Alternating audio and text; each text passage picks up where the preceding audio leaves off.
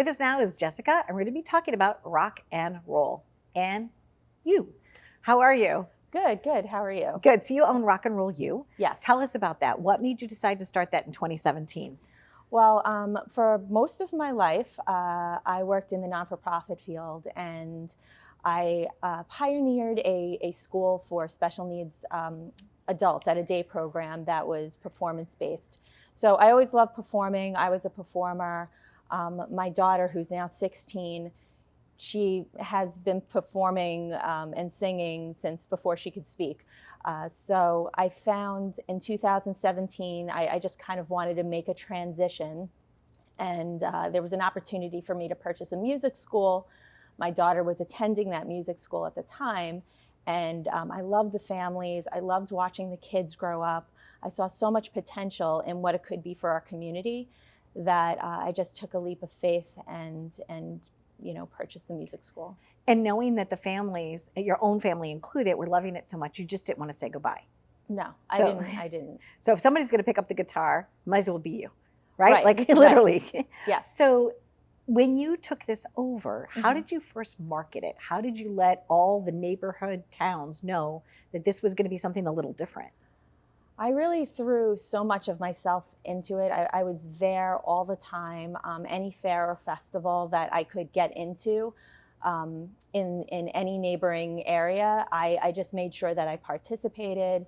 I was working with a marketing agent at the time, and he would have some of the other networks come in and do stories on us. Anytime that we can put ourselves out there, any fundraisers that we were able to do for the community, so they knew that we weren't just a music school to develop great musicians. We were there to do things for our community and develop these children, help the families to develop them into great people as well.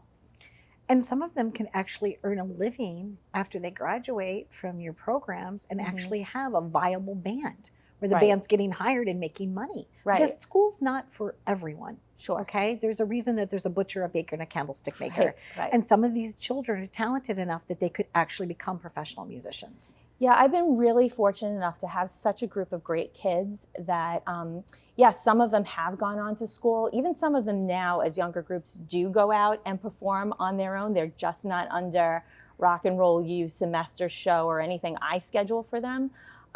They really take the initiative and go out there on their own.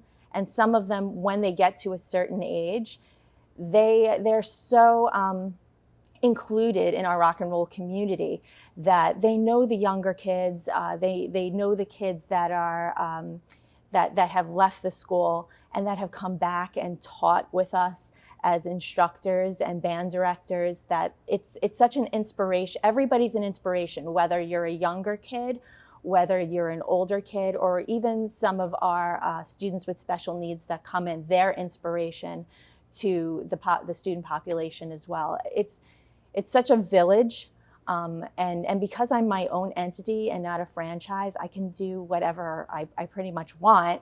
So I kind of just let it evolve.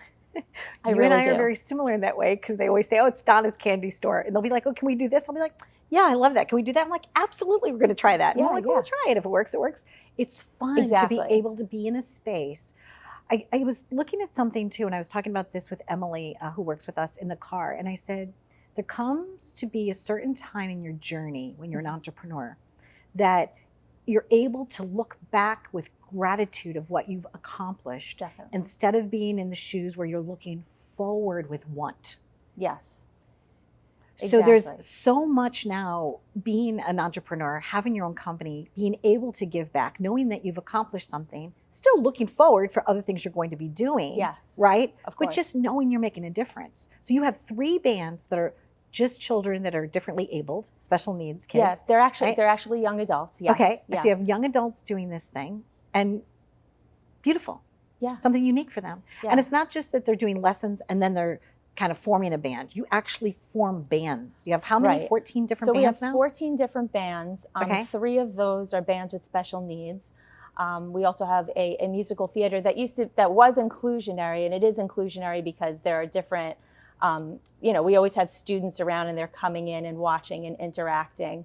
But it's really evolved into, you know, a special needs musical theater for the most part. And it's just a great experience for everybody, anybody who walks through the door. I'm almost jealous that nothing was like that, For yourself? for myself when I was growing up. I think it teaches the community so much.